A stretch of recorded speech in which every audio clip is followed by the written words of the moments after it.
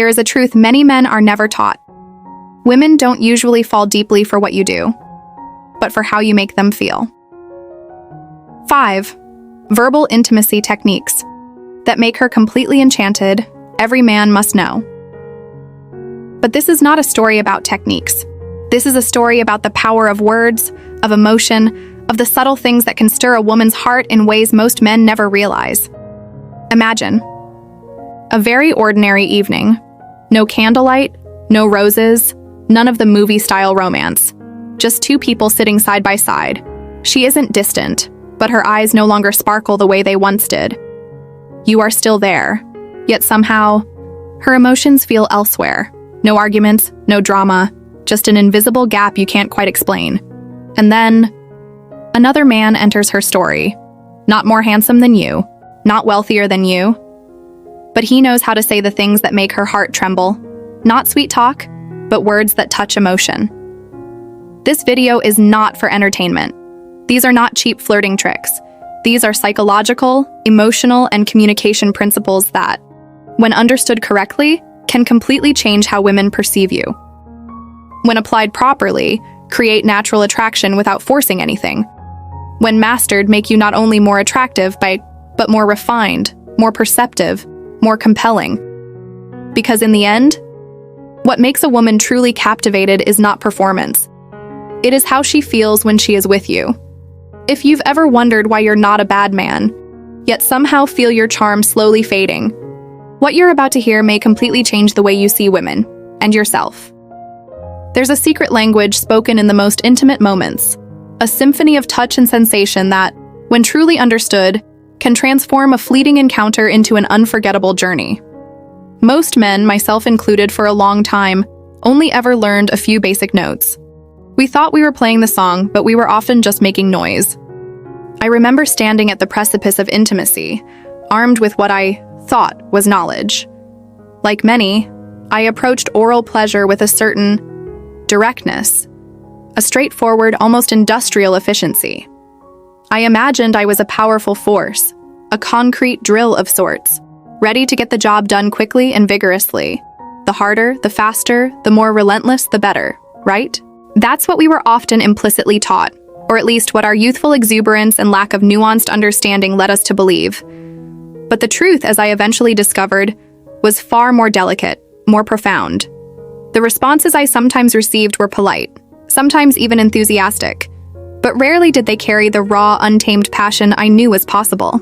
It was like trying to open a complex lock with brute force instead of the right key, applied with precision and patience. My partners were appreciative, yes, but I yearned for something more, a deeper tremor, a genuine surrender, that unmistakable sign that I had truly touched the core of their pleasure, not just scratched the surface. I wanted to be a maestro, not a mechanic. The turning point came not from a new technique, but from a fundamental shift in perspective. It was a conversation with an older, wiser friend, Mark, who had an almost zen-like approach to intimacy. He didn't just do things, he experienced them, and he taught me that true mastery began long before any physical touch.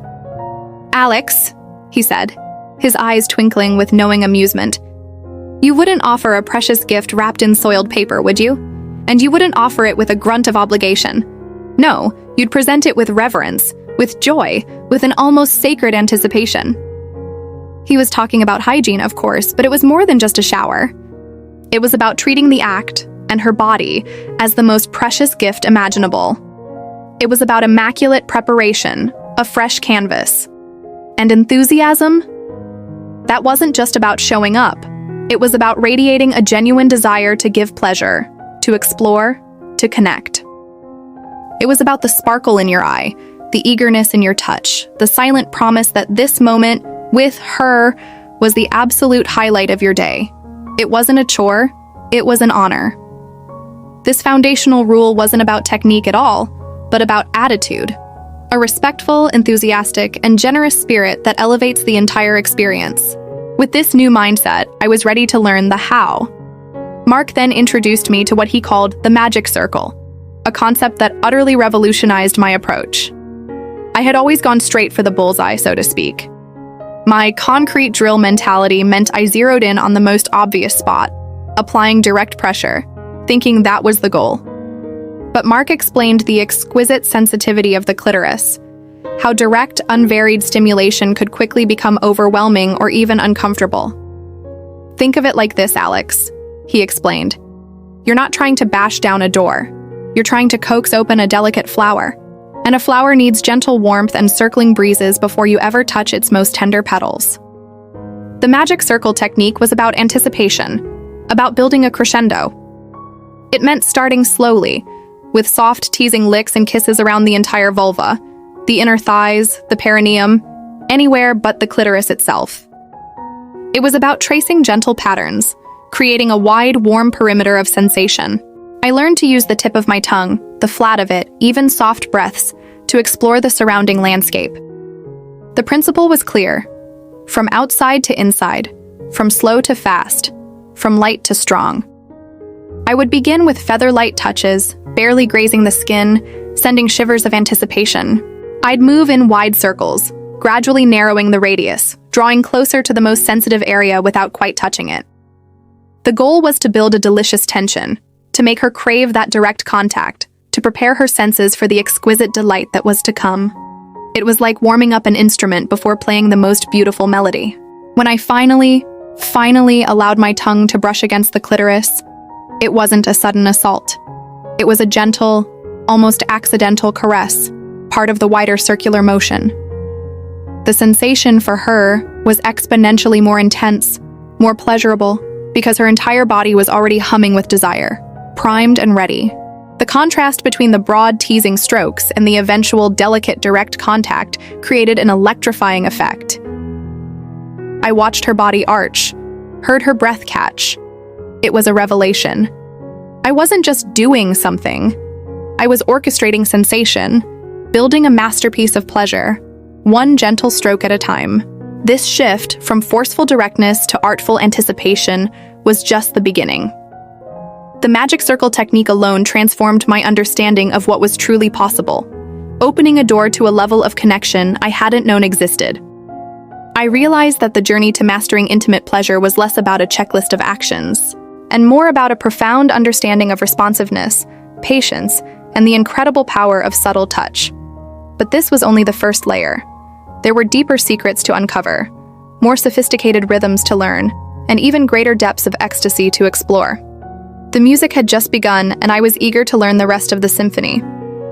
The magic circle technique had indeed opened a door, but as I delved deeper, I realized it was merely the overture. The true symphony of pleasure, I discovered, demanded not just skill, but profound sensitivity, and an unwavering commitment to my partner's experience. It was about treating this sacred act as the most precious gift, always remembering the foundational rule number 1, impeccable hygiene and an enthusiastic, generous attitude. One of the most crucial lessons I learned was about consistency. In my earlier, misguided attempts, I was like a restless DJ, constantly changing the track, trying new beats every few seconds. I thought variety was the spice of life, but in this intimate dance, it was often disruptive. What women truly craved, I learned, was a rhythm, a flow that allowed them to fully surrender and build towards ecstasy. Once I found a movement, a pressure, a speed that elicited that delicious sigh, that subtle arch of her back, that involuntary clench of her fingers. My task was to maintain it. It wasn't about stopping and starting or wildly experimenting. It was about holding that exquisite note, allowing the sensation to deepen, to saturate her entire being. Imagine a musician playing a beautiful melody. They don't constantly change instruments or tempo mid-song. They allow the music to build, to flow, to carry the listener away. Of course, consistency didn't mean monotony. It meant finding her sweet spot and then subtly, almost imperceptibly, refining it. A slight increase in pressure, a fractional acceleration, a deeper dive with the tongue.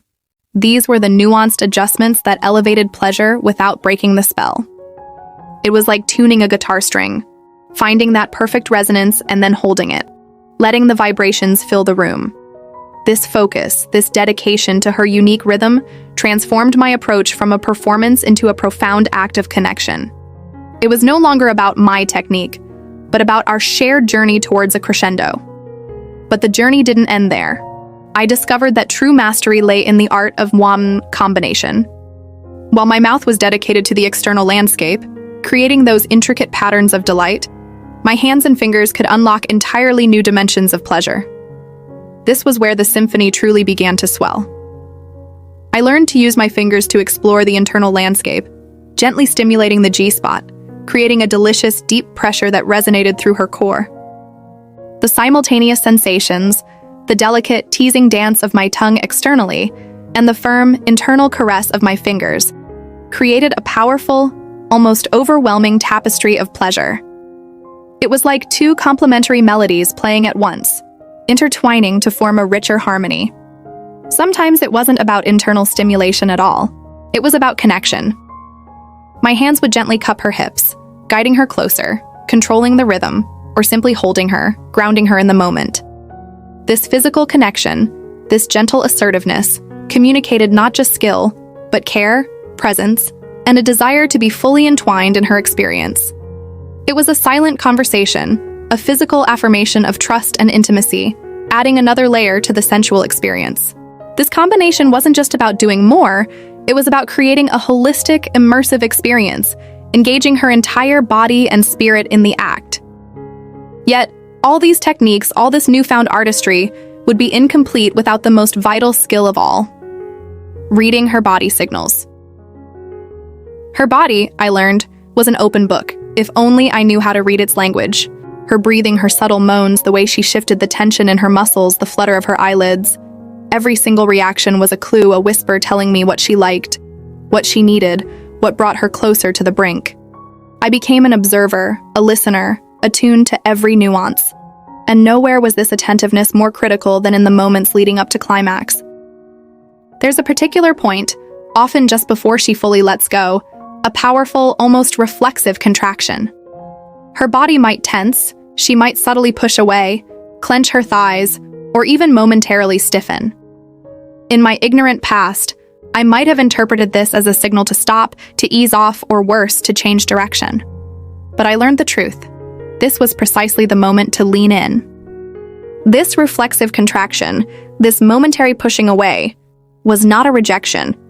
It was her body bracing itself for the exquisite intensity of release, a primal instinct.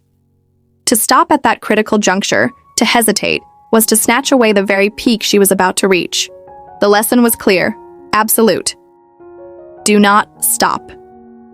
Instead, maintain the stimulation, consistently, confidently, perhaps even slightly increasing the pressure or speed, guiding her through that final threshold. It was like pushing a swing at its highest point. You don't let go, you give it that final, powerful thrust to send it soaring. The first time I truly understood and applied this, maintaining my rhythm through that pre-climax contraction, the result was breathtaking. Her body arched with a power I hadn't witnessed before. Her cries of pleasure filled the room, and her release was profound, overwhelming, a full-body surrender. In that moment, I understood that true intimacy wasn't just about technique, it was about presence, empathy, and an unwavering commitment to her pleasure, even when her body's signals seemed contradictory. My journey from a clumsy concrete drill to someone who could orchestrate such profound pleasure was transformative. It taught me that intimacy is an art form, a dance of generosity, patience, and deep listening. It begins, always, with respect. Respecting her body, her pleasure, her unique desires. This isn't just about techniques, it's about cultivation. Cultivating a genuine desire to give, to explore, to connect on the deepest levels. It's about understanding that the greatest pleasure isn't found in brute force or hurried movements, but in the delicate artistry of touch, the steady rhythm of connection, and the profound generosity of spirit. It's about becoming a student of her body, learning its language, and speaking back in a way that ignites her soul. This journey of discovery didn't just enhance our sex life, it deepened our entire relationship. It taught us to communicate more openly, to trust more fully, and to cherish the vulnerability and power of shared pleasure. So I urge you, embrace this journey. Approach intimacy not as a task, but as an adventure. Be present, be generous, be attentive. Listen with your hands, your lips, your heart. For when you do, you won't just drive her wild. You'll build a bond that transcends the physical, reaching into the very core of your shared existence. The symphony of pleasure awaits, And you, my friends, are now ready to play your most exquisite masterpiece. After everything, the most important thing does not lie in techniques, nor in fancy words. What truly moves a woman deeply is the feeling she has when she is with you. Words, if they are merely sounds, quickly fade away. But words carried with understanding, subtlety, and sincere emotion possess the power to reach the deepest layers of the heart. A sentence spoken at the right moment can erase an invisible distance. An emotionally charged whisper can rekindle a connection that seemed to be fading. And sometimes what women remember is not what you did, but how you made them feel valued, desired, and genuinely heard. A man's true attractiveness does not come from display, but from his ability to create emotion. There is no need to force yourself to be perfect. No need to try to become someone else. Simply understand that lasting attraction always begins with refinement in communication and depth in emotion. When words come from sincerity, they not only create enchantment, but also nurture a bond that is emotional and enduring. The deeper lesson: women do not listen only with their ears, they feel with their emotions. Therefore, communication is not about speaking more, but about speaking better, more subtly, and more emotionally. Applying this to your life. Start with the smallest things. Speak with genuine attention, not out of habit. Express emotion rather than merely exchanging information. Create a sense of safety and appreciation through your words and presence. Understand that attraction is built daily, not sparked by chance. Because in every relationship, emotion is always the strongest foundation. A question for you. In your opinion, what is it about a man's words that most easily touches a woman's heart? Leave a comment below to share your perspective, so everyone can learn from different viewpoints. If you found this video valuable, don't forget to subscribe to support the channel and help us stay motivated to create even more meaningful content.